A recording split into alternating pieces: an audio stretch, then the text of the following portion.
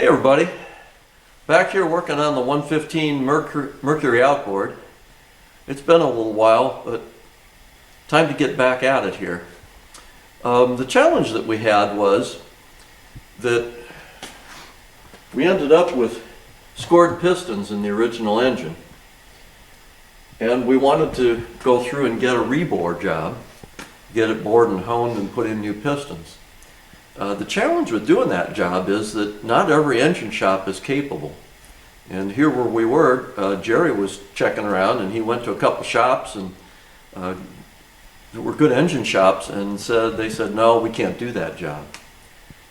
And the challenge with these engines is that they don't have a removable cylinder head, so it's hard to hone them because you can't run the hone all the way through the cylinder from one end to the other.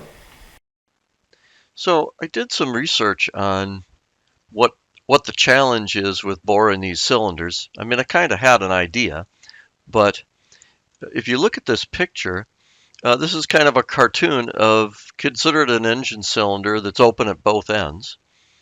And what you see in the gray is a hone.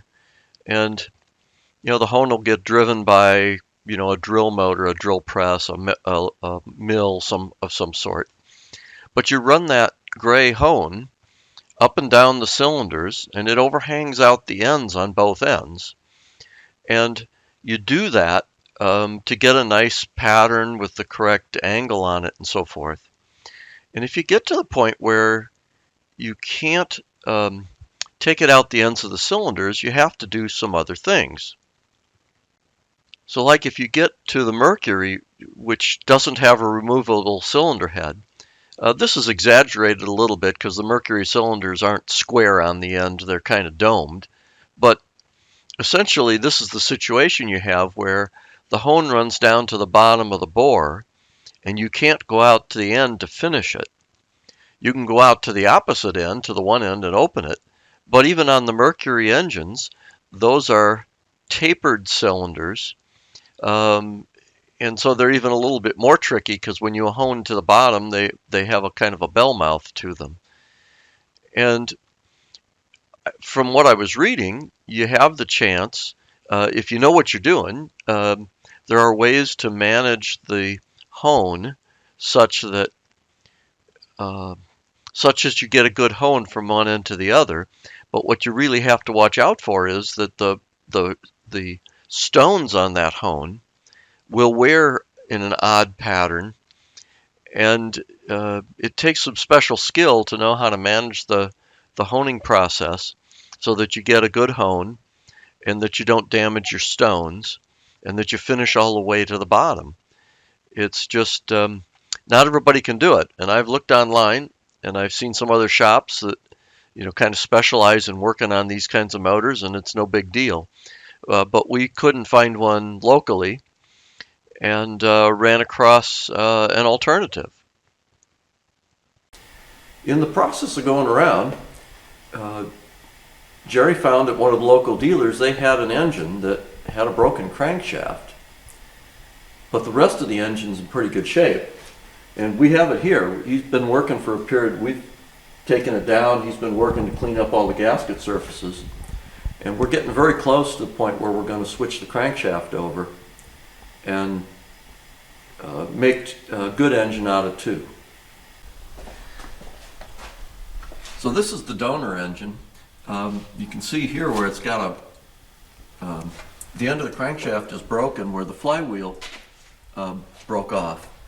According to the dealer that had it, the owner engaged the starter with the engine running, and that was apparently enough to finish it off. It must have already had a flaw, judging from the fracture surface. But it wasn't a high hours engine, and the price was right. So we've taken, like I say, Jerry's taken and cleaned all the gasket surfaces up. We went in and looked at the cylinder walls through the ports and through the back end, and we're convinced that the cylinder walls are in good shape. The pistons look good. We got some cleaning yet to do, but our intention is to come in and unbolt the connecting rods,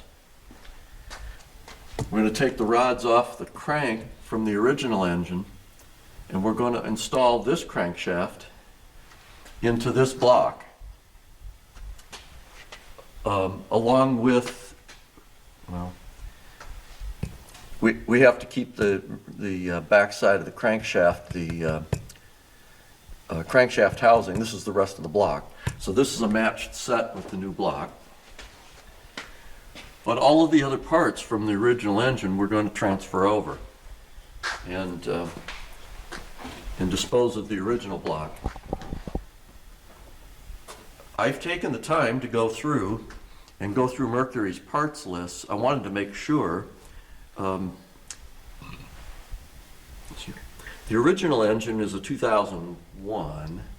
This one, based on serial number, is about a 1997, so it's a few years older. But I went through all of the superseded part numbers to verify that the block would interchange, all the pieces would interchange, and then we could, we can transfer fuel pumps and covers and mechanisms, and everything should bolt up. So that's our plan right now. Jerry has gasket sets ordered. We don't have them today, but probably in a few weeks we'll be back at this and start cleaning up and swapping parts and building the engine back up. So that's all for now.